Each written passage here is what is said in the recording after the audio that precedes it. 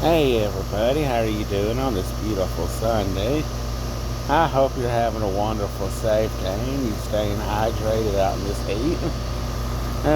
If you got to work today, I hope work went well and it wasn't all that bad. And if you are off today, I hope you enjoyed your time off, spent time with family, stayed hydrated, cool, like I say, down here in the south. It got up to the low 90s with the humidity, making it feel like it's in the hundreds. So I really didn't get out of the house much, even though I am sitting outside right now, waiting for my ride to church to get here. And I got to thinking about camping. Now, I'm going to go under the assumption of the people that watch my videos that you've either been camping or you know about camping. And let's say you come to the south and want to experience camping around here.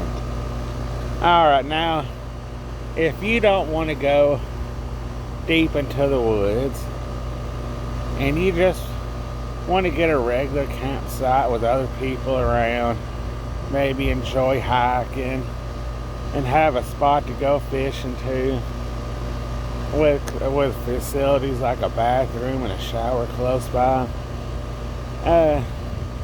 There's two spots close to where I live I highly recommend. Bucks Pocket's one of them. I've been camping. Back in the 90s, I went camping there a lot with me and my dad. and then, unfortunately, it got closed down. But a few years ago, I say about 6-7 years ago, it was closed down for a couple of years. But it got reopened, and I think a couple of $1 million got invested to it to bring it up to date. And I went through there to check it out. It's real beautiful how they updated everything.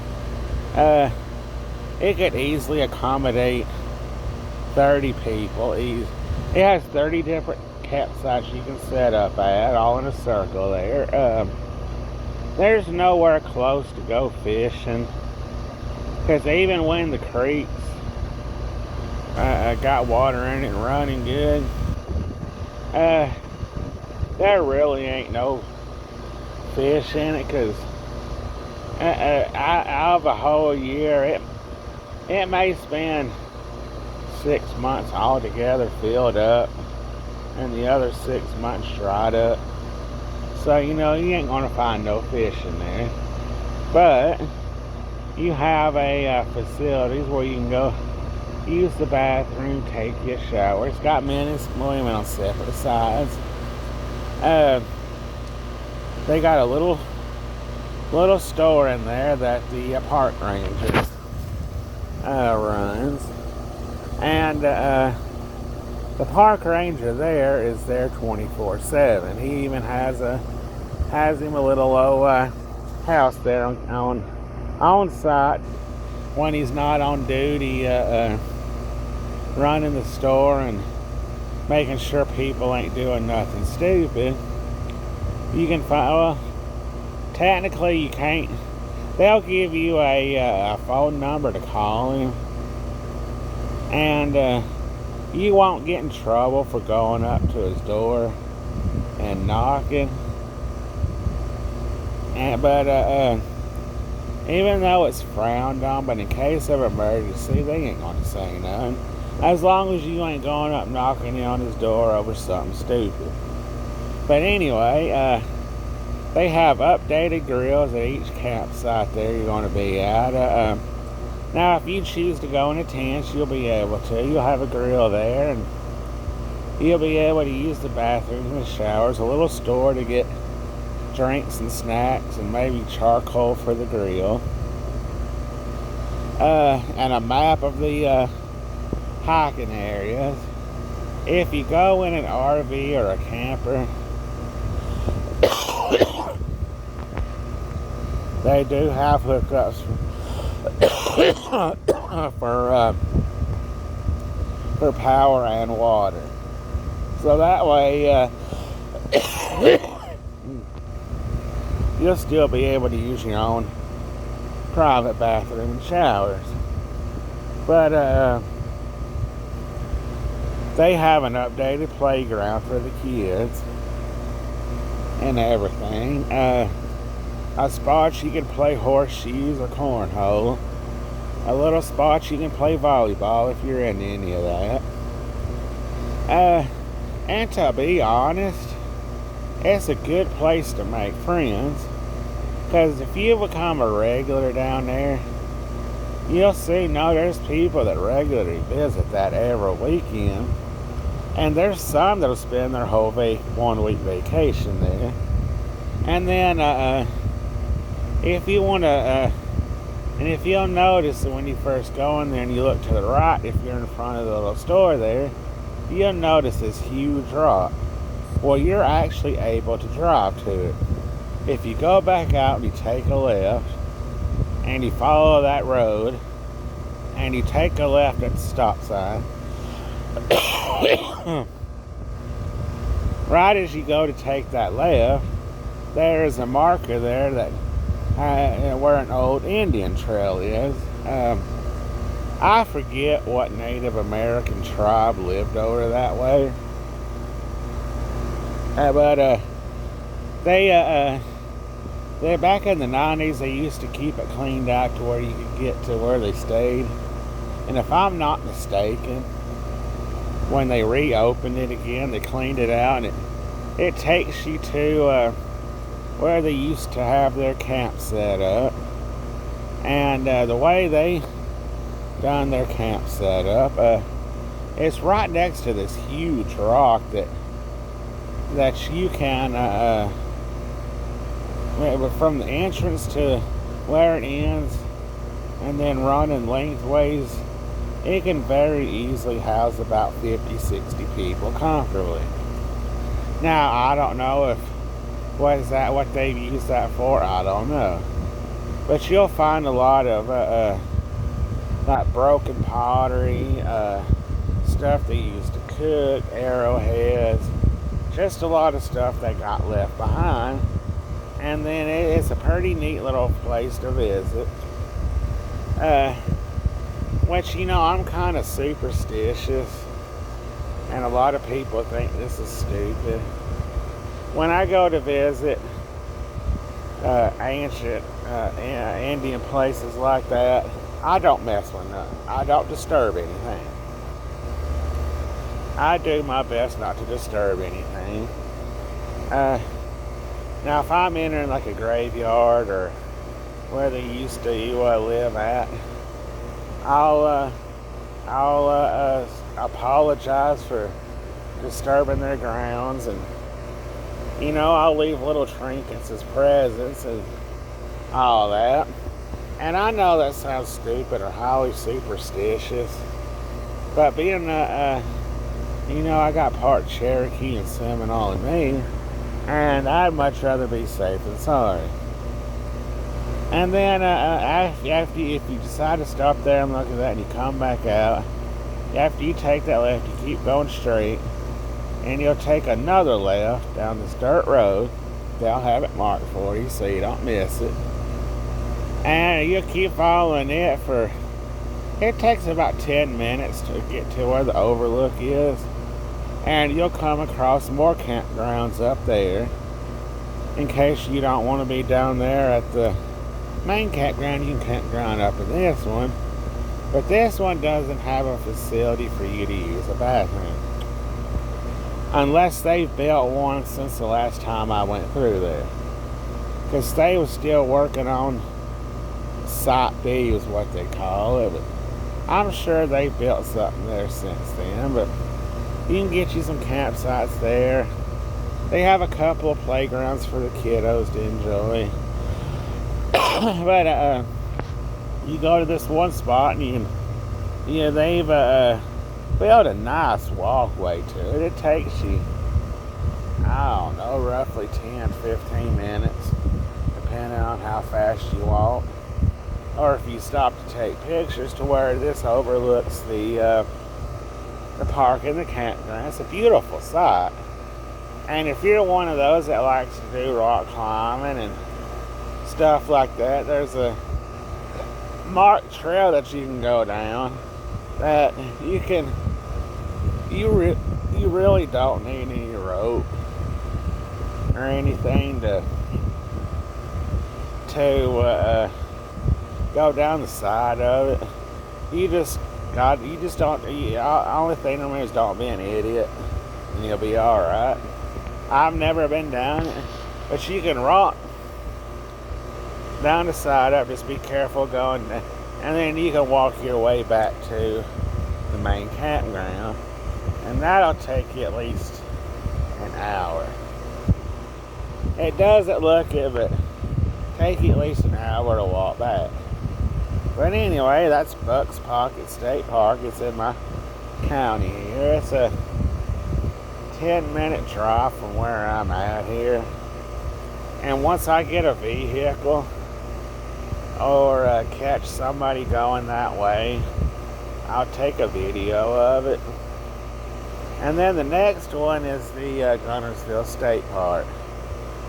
Now, I've never been camping it, but my sisters and my niece and my brother-in-law and my dad has. And they got a bunch of campgrounds you can rent, or spots you can rent. Facilities like a bathroom and take a shower, or even wash your clothes. You can go fishing. It's right there next to the river. And I think they even have a few things for the playground for the kids, and maybe something for the adults, like basketball or volleyball, horseshoes. But it's a beautiful spot to fish.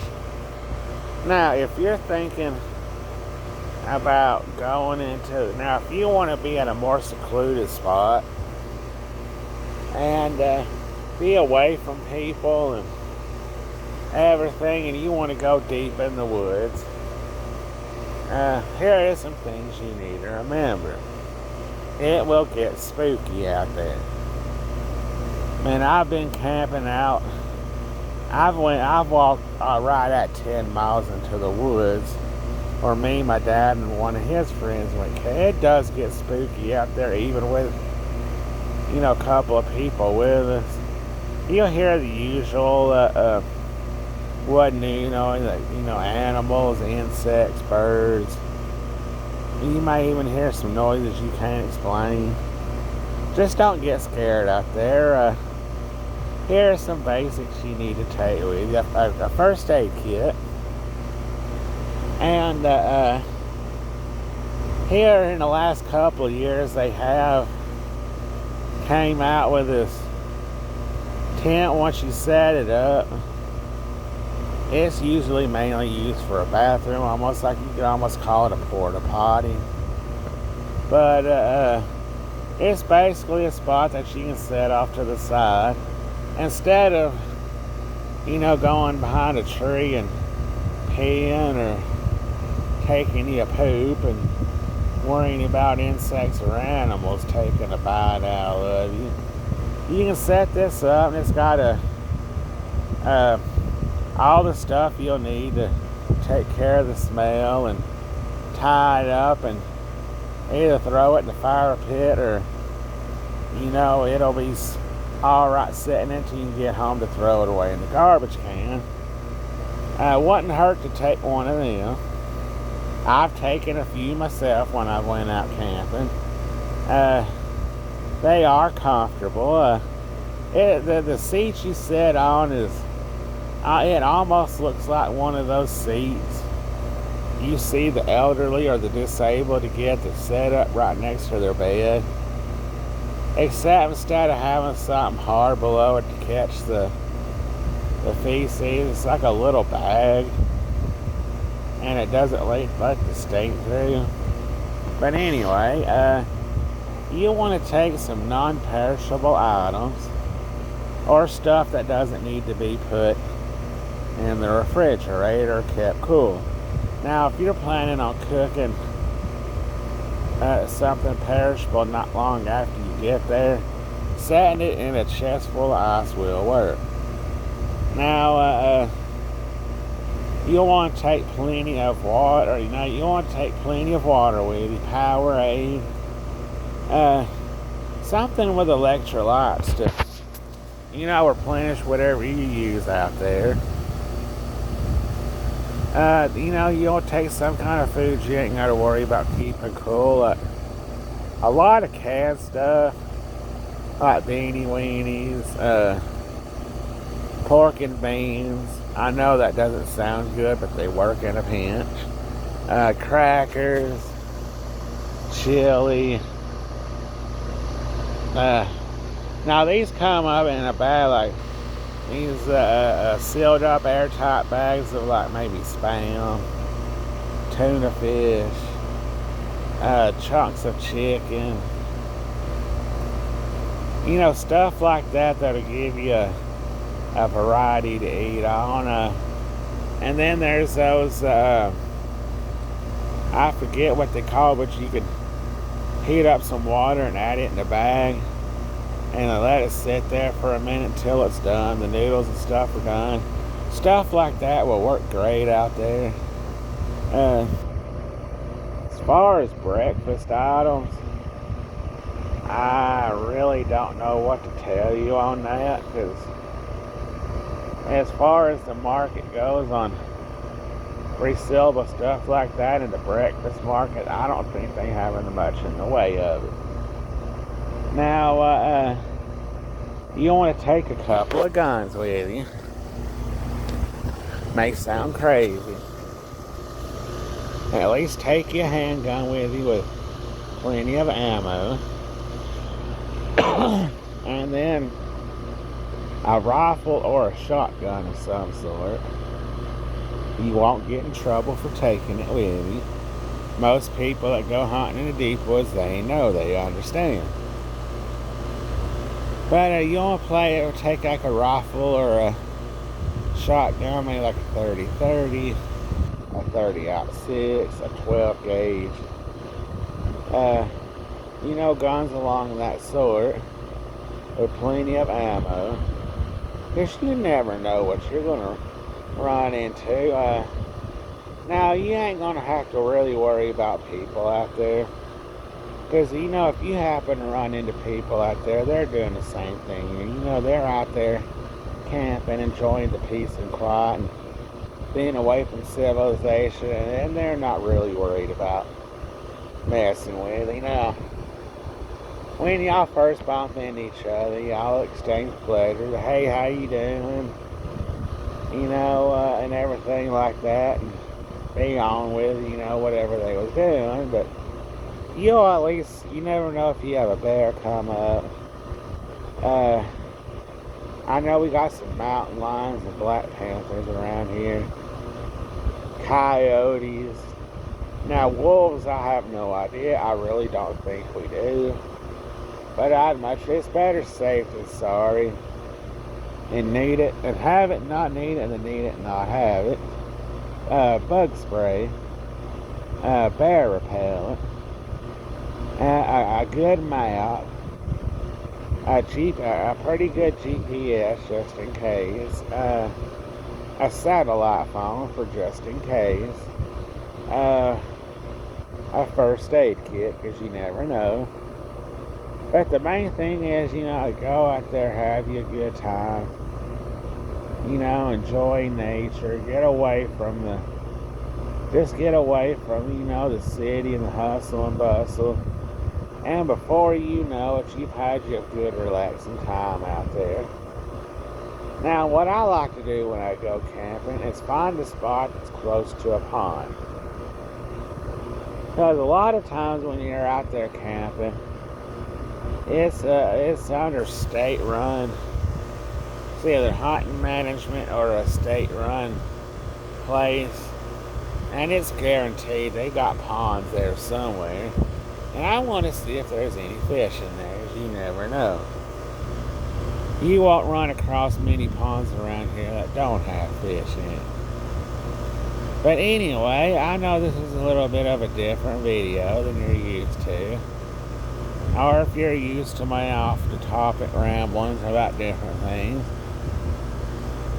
But I hope y'all have a good rest of y'all Sunday.